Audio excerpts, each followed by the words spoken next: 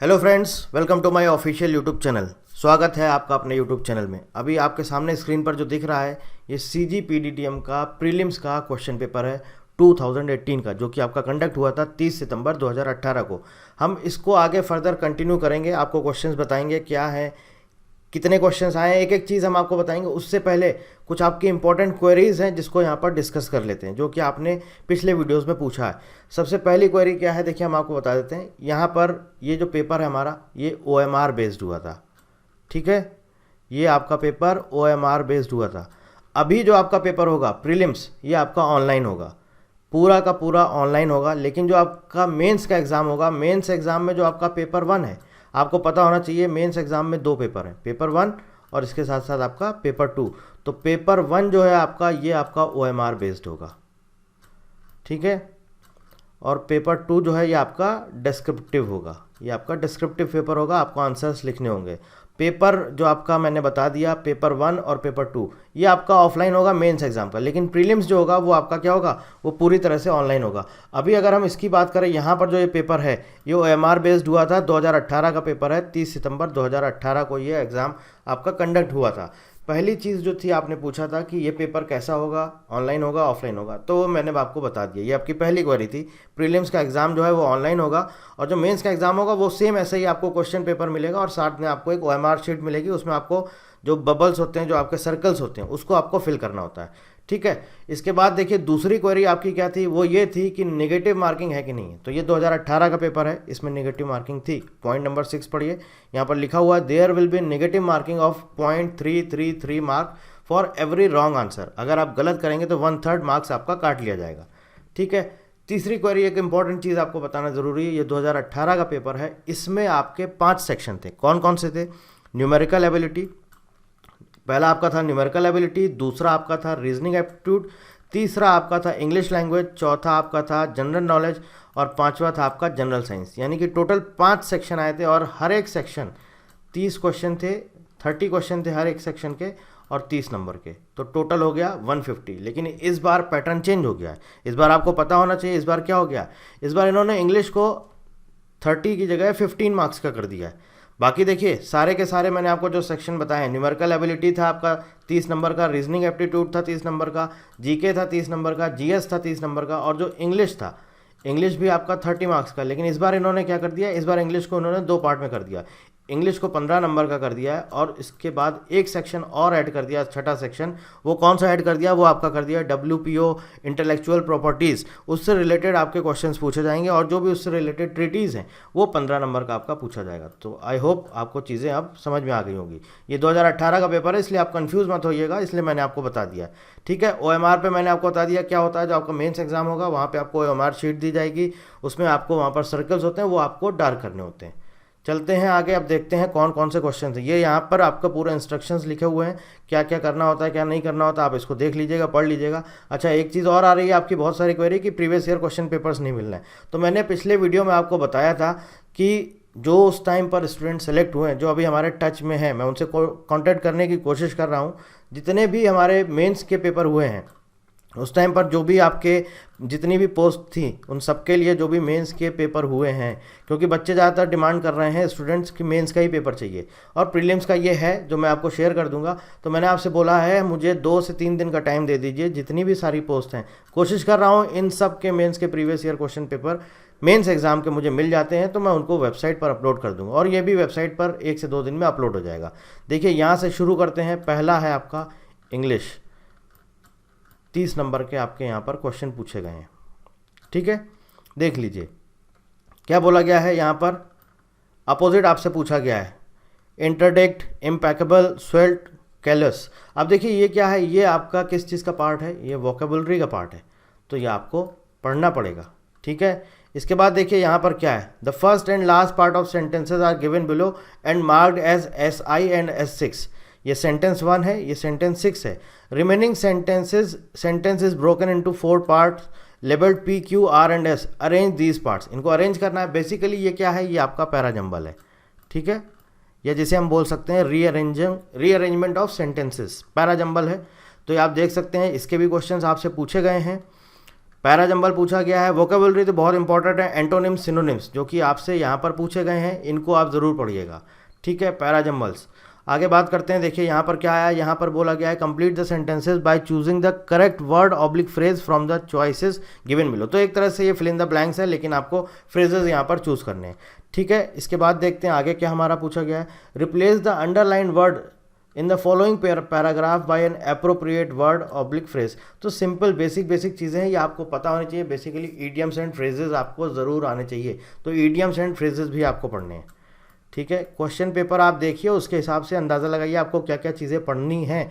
और ये पेपर बहुत जल्दी होता है, मतलब बेसिकली आपको इतना टाइम नहीं मिलेगा। अभी इन्होंने डेट दे दी ऑलरेडी, आपका ये एग्ज़ाम हो जाएगा प्रीलिम्स और उसी के 1 महीने बाद आपका ये मेंस का एग्ज़ाम हो जाएगा और बहुत जल्दी रिजल्ट आ जाएगा। टाइम आपके पास रहेगा नहीं, तो आप अभी से मेहनत स्टार्ट कर दीजिए। अब देखिए आगे देख लीजिए, रीडिंग कॉम्प्रिहेंशन पूछा गया है। यहाँ पर देख सकते हैं आप, रीडिंग कॉम्प्रिहेंशन है। रीडिंग कॉम्प्रिहेंशन के बाद उसी से रिलेटेड क्वेश्चन पूछे गए हैं। फिर यहाँ पर देखिए क्या, choose the part of the sentence. तो ये आपका आ गया स्पॉटिंग एरर के, यहाँ पे आपके 4 क्वेश्चन स्पॉटिंग एरर के आ जाते हैं। उसके बाद देखिए यहाँ पर क्या बोला गया है, choose the word which is nearest in the meaning, it means ये आपका सिनोनिम्स पूछा गया है। तो देखिए 4 आपके क्वेश्चन सिनोनिम्स के हैं, उसके अलावा 4 एंटोनिम्स हैं।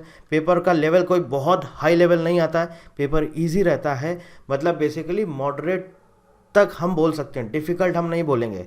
ये पेपर अगर आप देखेंगे तो ये मॉडरेट लेवल का पेपर है, ठीक है। और कोशिश करिएगा 120 मिनट्स में आपको 150 क्वेश्चंस करने हैं। तो जो आपको आते हैं उनको सबसे पहले से पहले करिए और टाइम मत वेस्ट करिएगा। टाइम बेसिकली आप लोगों का जो वेस्ट होगा वो कहाँ पर होगा, मतलब ज़्यादा टाइम आप लोग लेंगे, किस में लेंगे, वो लेंगे न्यूमेरिकल एबिलिटी में। उसको सबसे लास्ट में आप अटेम्प्ट करिएगा। बाकी जो इजी सेक्शन है, जीके जीएस आपको आता है, उसको फटाफट करते जाइएगा। यहाँ से आपका न्यूमेरिकल एबिलिटी स्टार्ट हो गया। न्यूमेरिकल एबिलिटी में आप देखिए प्रोबेबिलिटी का क्वेश्चन पूछा गया है। ये देखिए आपका आ गया डेटा इंटरप्रिटेशन, ठीक है।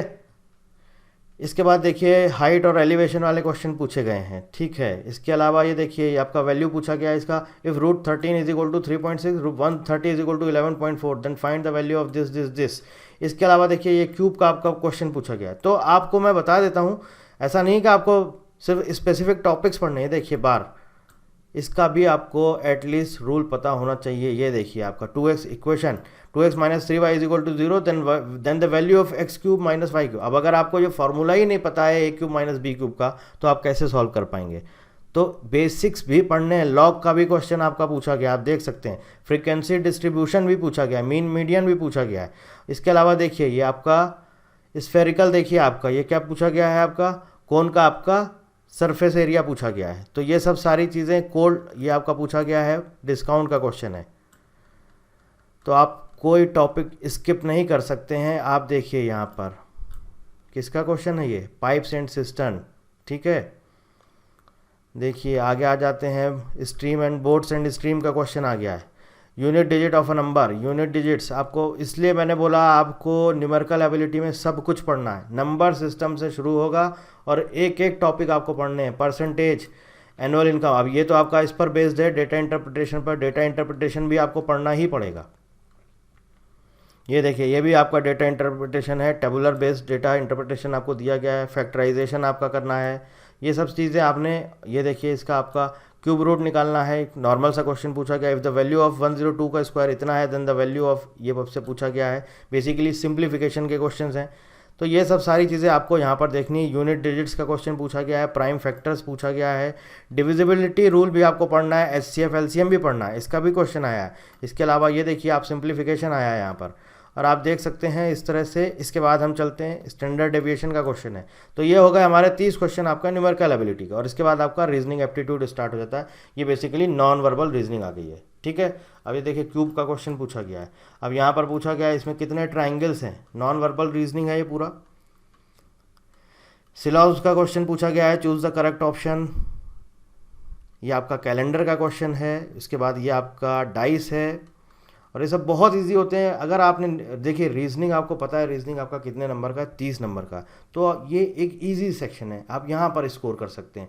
अभी आगे जनरल नॉलेज, जनरल साइंस आएगा, उसमें क्या, उसमें आपका सिलेबस इतना वास्ट है कि आपको समझ ही में नहीं आएगा कि हमें क्या पढ़ना है क्या नहीं पढ़ना है। तो इसलिए जहाँ पर आप मैक्सिमम स्कोर कर सकते हैं उनको तो छोड़िए ही मत। रीजनिंग में आप मैक्सिमम स्कोर कर सकते हैं तो करिए, और टारगेट लेके चलिए कि एटलीस्ट 100 तक आपको एक सेफ स्कोर में रहेंगे अगर आप 100 तक स्कोर करते हैं 150 में। कैलेंडर के बाद आप देख सकते हैं किस तरह के मिसिंग टर्म वाले क्वेश्चंस हैं, एनालॉगी है, इसके अलावा ये आपका क्या है, सिटिंग अरेंजमेंट है। ठीक है, फिर ये आपका एम्बेडेड फिगर्स दिया गया है, इस तरह के क्वेश्चंस आते हैं। ये आपका वेन डायग्राम्स है और ये भी आपका वेन डायग्राम है। तो बेसिकली आपका नॉन वर्बल रीजनिंग है, ये आपका सीरीज कंप्लीशन वाला क्वेश्चन है और इसके भी आपके यहाँ पर 30 क्वेश्चंस पूछे गए हैं।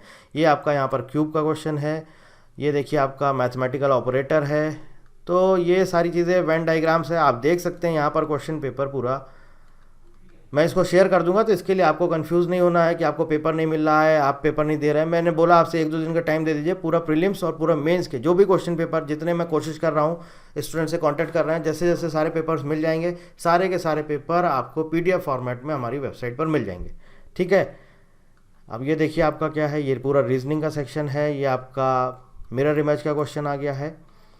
बेसिकली क्यूब के और डाइस के भी काफ़ी सारे क्वेश्चन इन्होंने पूछे हैं। ये आपका ब्लड रिलेशन आ गया है, यहाँ पर आपका मिसिंग टर्म बताना है और ये 90 क्वेश्चन टोटल, आपके 30 क्वेश्चन यहाँ पर ख़त्म होते हैं रीजनिंग के। अब इसके बाद आपका शुरू हो जाता है GS। देखिए, on which date was the earth nearest to the sun in the year 2000, in which ocean is Walvis ridge located, which of the following statements is not true about horse latitudes. ये सब कुछ आपको, Neil Armstrong landed on the moon for the first time in, Neil Armstrong पहली बार चांद पर उतरे थे। अच्छा, एक चीज़ और आपको बता दें, अभी मेरे माइंड में आ गया ये, वो ये है कि आप देख रहे होंगे क्वेश्चन पेपर कि यहाँ हिंदी में भी आया है, इंग्लिश में भी आया। इस बार का जो आपका क्वेश्चन पेपर है वो सिर्फ और सिर्फ इंग्लिश मीडियम में है, हिंदी में क्वेश्चन आपको नहीं मिलेंगे। पूरा का पूरा पेपर इंग्लिश में है। ऑलरेडी नोटिफिकेशन में मेंशन है कि जो आपका पेपर का मोड होगा वो पूरा का पूरा इंग्लिश मीडियम होगा। जो लैंग्वेज है पेपर का आपका वो पूरा इंग्लिश होगा, हिंदी में क्वेश्चन नहीं मिलेंगे। जैसे अभी यहाँ पे आपको दिखाई दे रहा है, नील आर्मस्ट्रॉन्ग पहली बार चांद पर उतरे थे, ये हिंदी में था, लेकिन उसके बाद अभी जो पेपर होगा ये आपको हिंदी में नहीं मिलेगा। अब ये आप सारे देख सकते हैं, brightest star in the sky for the earth is, brightest star सबसे चमकीला तारा कौन सा है, और ये ब्लड प्रेशर से रिलेटेड क्वेश्चन पूछा गया। देखिए अब यहाँ पर क्या आएगा, which of the following is directly related to protein synthesis in a cell. Protein संश्लेषण जो होता है उसका संबंध किस, बेसिकली पूछा है किससे रिलेटेड है।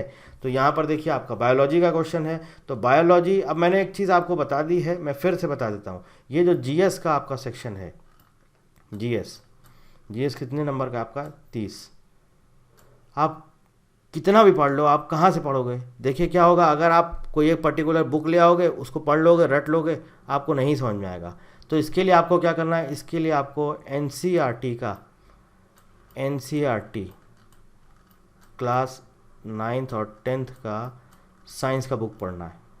अगर सच में आप चाहते हैं कि ये सारे के सारे क्वेश्चंस, एटलीस्ट नहीं सारे 30 में से आप 22 से 25 क्वेश्चन भी सॉल्व कर लेते हैं, तो मैं आपको यही बोलूँगा, रिकमेंड करूँगा, क्लास 9th और 10th का NCERT का आपको साइंस का बुक पढ़ना पड़ेगा। जी हाँ, NCERT 9-10 साइंस का बुक पढ़ना ही पड़ेगा। आप चाहते हैं कोई स्पेसिफिक आपको गाइड मिल जाए, वो रट के आप चले जाएं, तो ये पेपर ऐसा आता है, इसका लेवल ऐसा नहीं कि बिल्कुल आपको आसान क्वेश्चन मिलेंगे, कुछ आसान मिलेंगे, लेकिन कुछ थोड़े से अच्छे खासे लेवल के क्वेश्चन आपको मिलेंगे। तो अगर आप एक गाइड लेके पढ़ेंगे तो मुझे नहीं लगता कि आप पेपर को ईजिली क्रैक कर पाएंगे। लेकिन अगर आपके फंडामेंटल्स, कॉन्सेप्ट्स वो आप क्लियर करना चाहते हैं और जब आप क्वेश्चन देखें तो आप इजीली सॉल्व कर सकें, तो उसके लिए मैं आपको सजेस्ट करूंगा, मैं रिकमेंड करूंगा NCERT का 9th और 10th का साइंस का बुक। ठीक है, ये आप देख सकते हैं पूरा का पूरा जनरल साइंस है। यहाँ पर केमिस्ट्री भी पूछी गई है, बायोलॉजी भी है, और ये आपका फिजिक्स स्टार्ट हो गया है और अच्छा खासा लेवल है। अब आप देख सकते हैं यहाँ पर फिजिक्स के क्वेश्चंस, ठीक है, कैपेसिटर वगैरह के क्वेश्चंस पूछे गए हैं, सर्किट वगैरह के क्वेश्चन पूछे गए हैं। इसके अलावा देखिए यहाँ पर आपसे क्या क्या चीज़ें पूछी गई हैं, ये आपका केमिस्ट्री का क्वेश्चन है। अब आगे हम बात करते हैं, देखिए 120 क्वेश्चन तक आपका big bang theory is related to which of the following, ये सब आपको क्वेश्चंस आने चाहिए। यहाँ तक आपका क्या था, यहाँ तक आपका GS था। ठीक है, अब स्टार्ट हो जाता है आपका GK और करंट अफेयर्स। 121 क्वेश्चन से लेके 150 तक। एक चीज़ यहाँ पर आपको मैं बोलूँगा, लास्ट वन ईयर का आपको करंट अफेयर्स पढ़ना है। यहाँ पर आपके लिए एक प्लस पॉइंट ये हो सकता है, अगर आप GK नहीं पढ़ना चाहते हैं।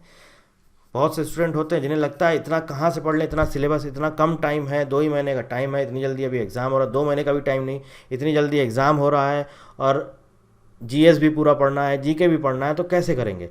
तो बहुत से स्टूडेंट क्या करते हैं, जीके को स्किप कर देते हैं। जीके को स्किप करने के बाद आपको क्या करना है, अगर आप स्किप कर रहे हैं, वैसे अगर पढ़ते हैं तो अच्छी चीज़ है, लेकिन अगर आप स्किप कर रहे हैं तो मैं आपको ये बोलूँगा कि कुछ नहीं करना है, करंट अफेयर्स एटलीस्ट आप 1 साल का ज़रूर पढ़िए। अगर आप जीके वाला पोर्शन स्किप कर रहे हैं, आपको पढ़ना ही नहीं है, तो भाई मेरे करंट अफेयर्स ज़रूर पढ़ के जाना, क्योंकि करंट अफेयर्स के क्वेश्चंस, अच्छे खासे क्वेश्चंस यहाँ पर करंट अफेयर्स के आए हैं। आप पेपर देखेंगे तो यहाँ पर एटलीस्ट 20 क्वेश्चन करंट अफेयर्स के पूछे गए हैं। 121 से लेके 130 तक आप देखेंगे, अगर ये सारे के सारे जीके के और करंट अफेयर्स के क्वेश्चंस हैं, तो इसमें आपको देखिएगा बहुत सारे क्वेश्चंस आपके एटलीस्ट 18 से 20 क्वेश्चन आपके यहाँ पर करंट अफेयर्स के पूछे गए। तो इससे क्या होगा कि अगर मान लीजिए आप जीके नहीं पढ़ के जाते हैं, तो आप 5-6 क्वेश्चन मान लीजिए जीके का आ गए, 8-10 भी आ गए, तो आप उसको छोड़ सकते हैं, लेकिन करंट अफेयर्स के आपको 20 क्वेश्चन यहाँ पर मिल जाएंगे। और ये तो पिछली बार का पेपर है, इस बार मैं कह रहा हूँ नहीं 20 मिलेंगे, अगर 15 भी मिलते हैं तो आप एटलीस्ट कोशिश करिएगा कि 1 साल का पूरा करंट अफेयर्स पढ़ के जाइएगा। और इस वाले में तो अच्छे खासे क्वेश्चन करंट अफेयर्स के पूछे गए थे। तो आप देख सकते हैं यहाँ पर ये आपका पूरा का पूरा पेपर है। मैंने आपको बोल दिया है मेंस का पेपर कुछ 1-2 पोस्ट के बचे हुए हैं जो शायद नहीं भी मिल पा रहे हैं, पॉलीमर साइंस वगैरह का और बायोटेक्नोलॉजी का, वो जैसे ही मिलेगा मैंने आपको बोल दिया है सारे के सारे previous year question papers prelims plus mains हमारी वेबसाइट पर 2 से 3 दिन के अंदर अपलोड कर दिए जाएंगे। और कोई जानकारी चाहते हैं, कुछ पूछना चाहते हैं, और अगर आपको लगता है कि इसका आपको सॉल्यूशन चाहिए, इसके सॉल्व पेपर ये पूरा हम आपको प्रीलिम्स का सॉल्व करा के दे दें, तो भी आप हमें बताइएगा, तो हम आपको इसका सॉल्यूशन भी प्रोवाइड करा देंगे। और कोई जानकारी चाहते हैं तो कमेंट करके आप हमसे पूछ सकते हैं। So thank you very much and thank you for watching.